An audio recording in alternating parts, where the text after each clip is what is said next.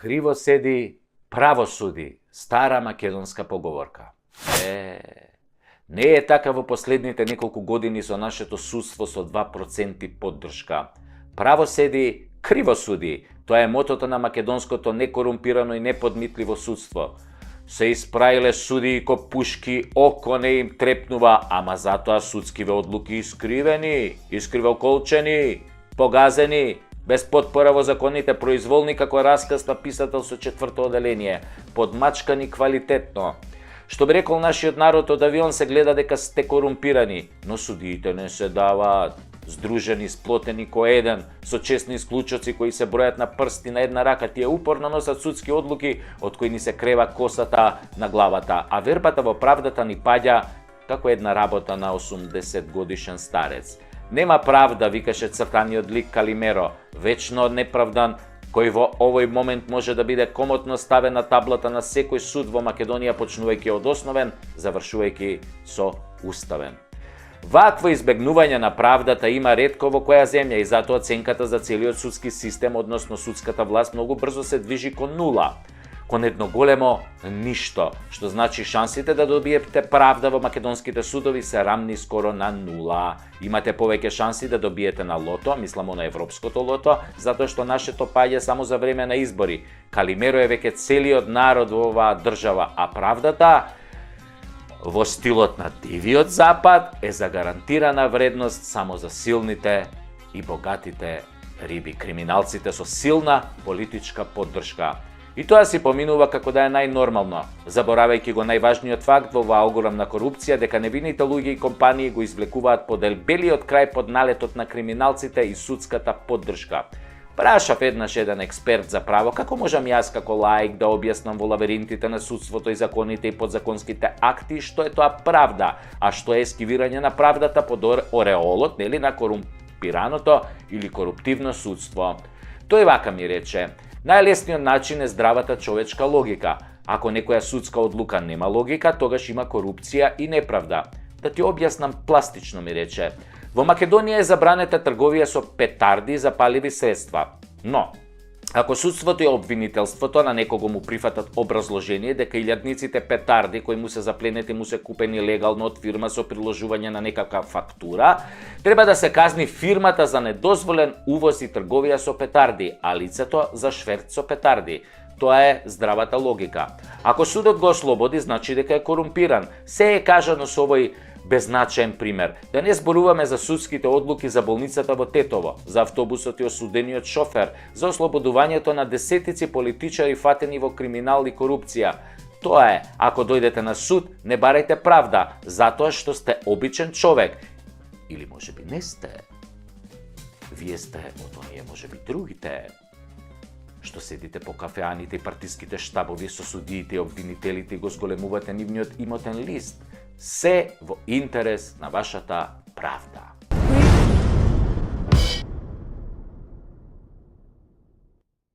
Да се разбереме. Нашата полиција не е корумпирана. Јок. Тоа се само урбани легенди и чаршиски муабети за полицајци на кои им ставаш 50 евра во сообраќајната дозвола за да не ти пишат казна за поминување на црвено светло или на дупла линија, или тоа што на партизанска возиш 160 на сат за да го пробаш новиот мотор на едно тркало. Не е точно.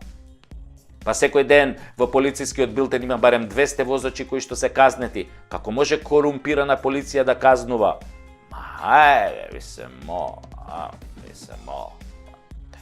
Тоа се приказни за да се дискриминираат полицајците и нивната професија.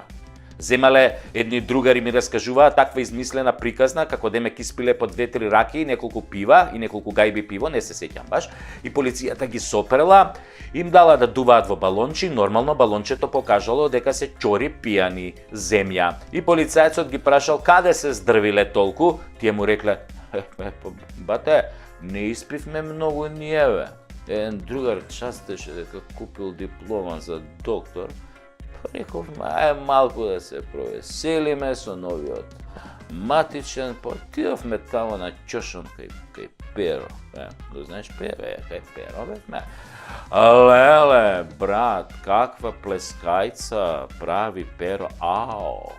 Абе, од овдека вака ја плеска, вака тука, шлак, награди ја, Перо, тука не се депилира, абе, 2 прста, тоа млеченка шкавал има у тоа плескајцата, бе.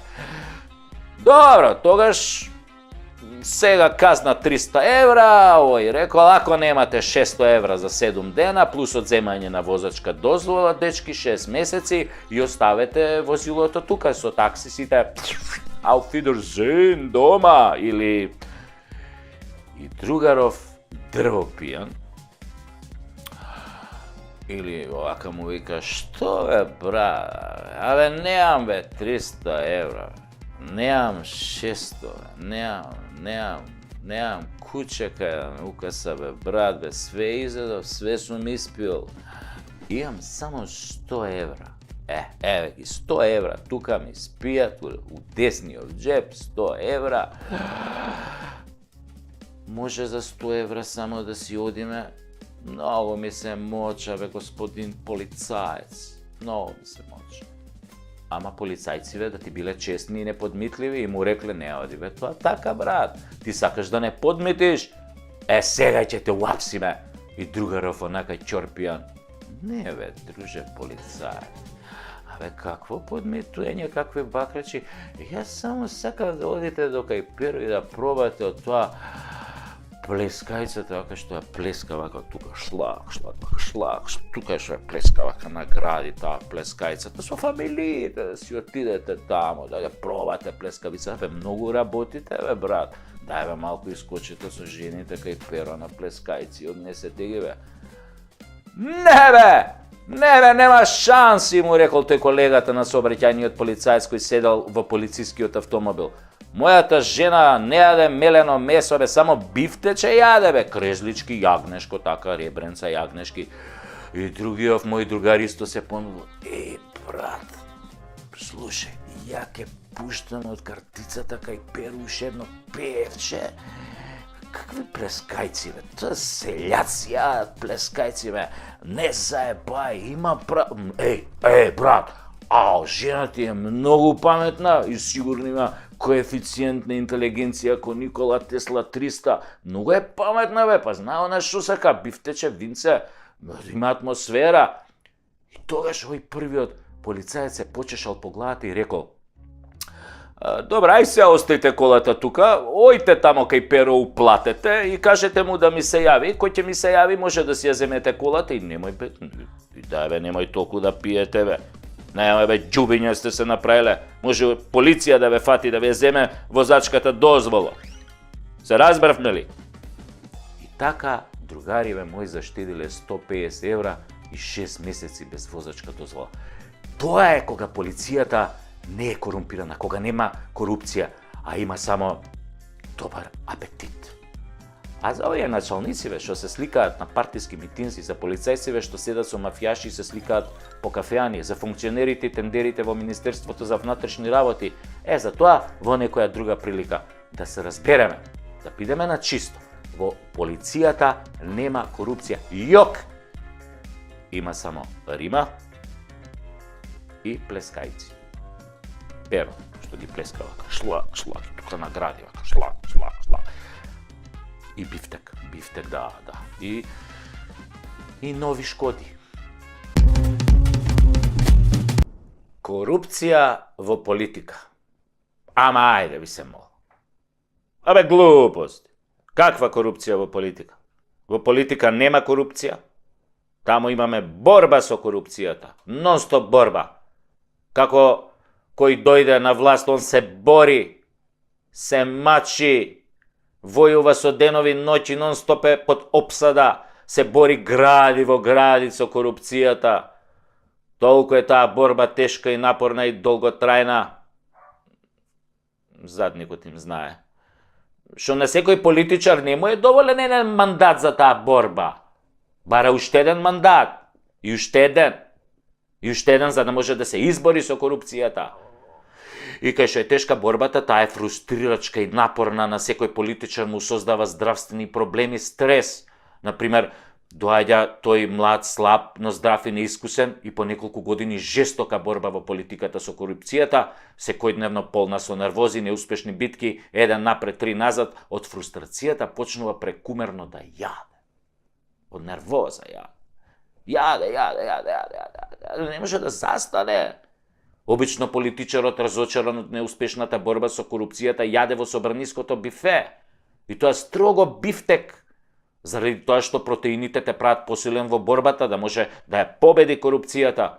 И така, стресен, уморен, фрустриран од борбата со корупцијата, политичарот малку така ќе качи некое килце, после 10 кила, па 20 кила, па тогаш мора да купи нови одела, нови кошули, бидејќи не може да се бори против корупцијата во делот Битпазар, со кој дошол во парламентот и со чели кинески некој тамо.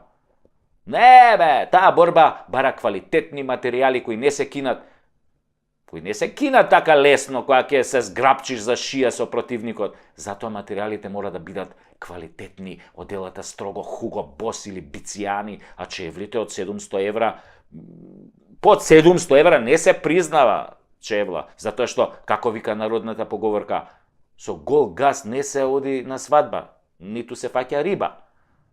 Сака да каже дека без подарок не се оди на свадба. Се мисли всушност на подарок во плико, пари во плико, евра во плико, може и долари во плико, може и албански леки, само ако пликото е, например, женска ташна, така наречена плико, за да бидат во доволен број. Така и добрата битка со корупцијата на политичарите е всушност борбата со пликото, да не влезе во нивниот скинат джеп од некое демоде од дело или од пазарче шо е, туку да склизне меко во листерот на новата воена Бицијани опрема. Леле да знаете како се бори против корупцијата кога имаш Бицијани од делове. Па кој ќе им мавнеш една, па она кој ќе те залепи со една, две, три, 5.000 дарки по фаца. Па tu треба да се издржи бе.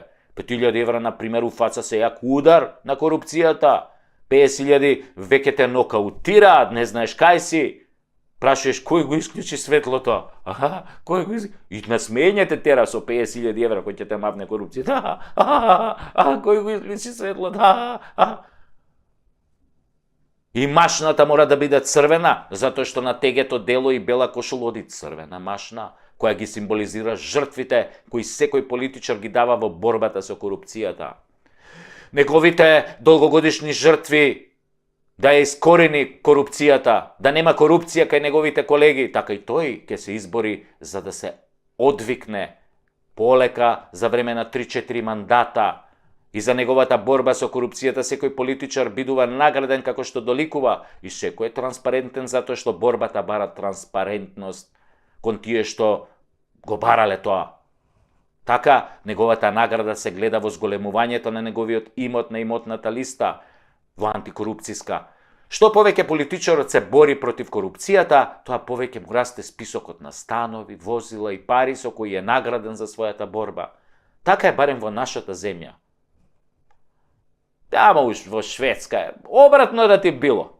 Ама па, шо разбираат бе тие швеѓаните од политичка борба со корупцијата? Имаат тие други проблеми.